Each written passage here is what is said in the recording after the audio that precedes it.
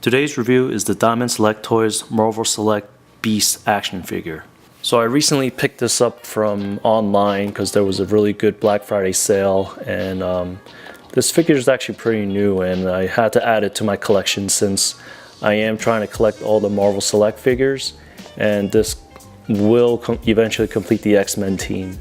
As you know, Marvel does release figures once in a blue moon, but slowly but surely we'll get a whole team for the X-Men. So here's the front view of the packaging. Looks like we have a display base in the background there, so once we open them up we'll take a look. Side view is a artwork of Beast, and to the back some photography pictures of the Beast and other figures in the Marvel Select line: Wolverine, Tiger Stripe, and Colossus. Let's open them up and I'll be right back. So you don't get a plethora of accessories, but with the Beast figure you do get one set of interchangeable hands, and basically they're closed, almost closed fists that you can interchange with his current hands. And as for the diorama piece, there's 3 panels and 2 pipes. Putting the diorama together is rather simple. So the 2 wall panels, which are these 2, you'll see on the sides where they look like they connect with each other. So basically you just kind of insert them. It doesn't click or anything, but it just kind of holds together. It's like holding hands. So this stands together like that, and here's the bottom base. So you'll see the connection holes down here. There's 6 of them, and there's 6 pegs on the panel. So you just put them on top and they should click in. So I'm not gonna put it all away, but that's how it should look. And you get 2 different pieces of bars, metal bars, and this is, I guess, what Beast can hold on to. The shorter one, or the one that looks like a U, basically you connect it this way onto the wall, and the bottom piece over here actually is like kind of like a half circle, so you know what the difference is. So you just plug that in there, plug the other piece into the hole. That goes like that. And then the longer piece that looks more like a light lamp, there's another peg hole back here. We could just connect it back there. So that's how the diorama should look put together.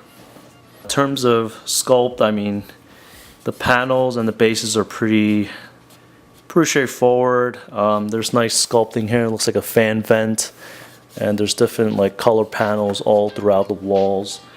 And the pipe is, you know, it's a little bit dark washed silver and a little bit of gray on it. They look pretty nice. Really good job on that. Putting the display base aside, let's take a closer look at the Beast. As I mentioned before, he does come with a pair of closed fist, almost closed fist hands. These are good grip hands for holding on to the bars on the display base, so I think that serves that purpose.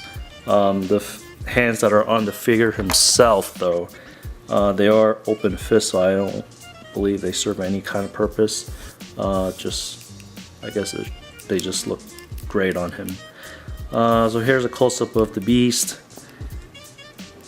In terms of likeness, I mean, he does look good. Does look close to what the comics show him as.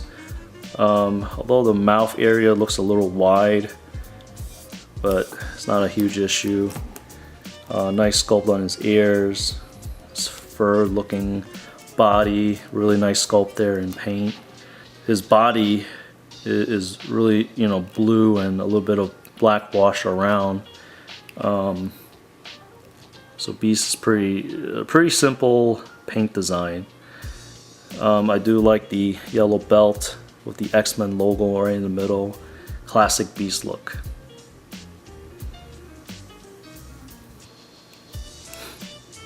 In terms of articulation, his head is on a ball joint.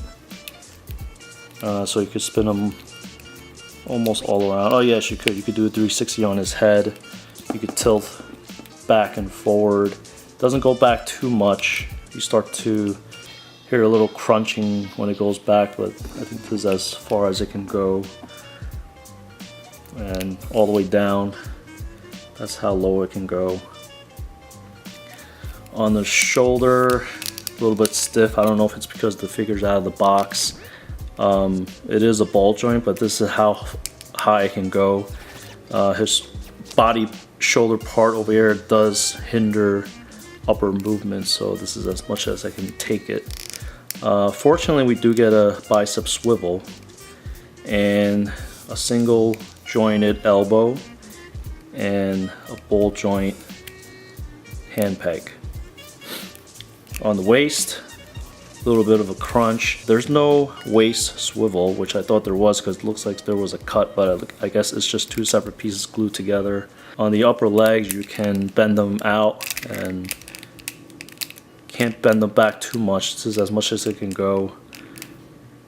And you can fold them out like that. At the upper thigh is a swivel. At the knee, they're double jointed knees. And at the foot, there is a pivot, which I like.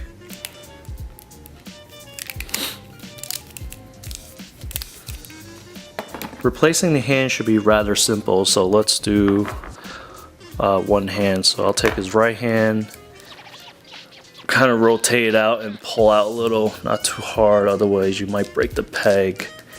It's a little stiff, I guess because it's brand new, and then just insert the peg into the hole. Pretty simple.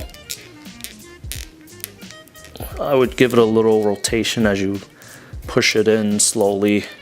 Careful with the nails from the Beast because they are a little bit sharp, so if you poke your hands too fast into it, you might scratch yourself. Overall, I think this is a nice figure. Definitely a great addition to your Marvel Select line and your X-Men Select line. We haven't got a Beast for a while, even from the Marvel Legends line. And actually, recent news is that there is going to be a new Marvel Legends Beast, but this will definitely hold its place while we wait. I do like the improved articulation and the scale of the figure. The sculpt is cleaner, the paint is cleaner.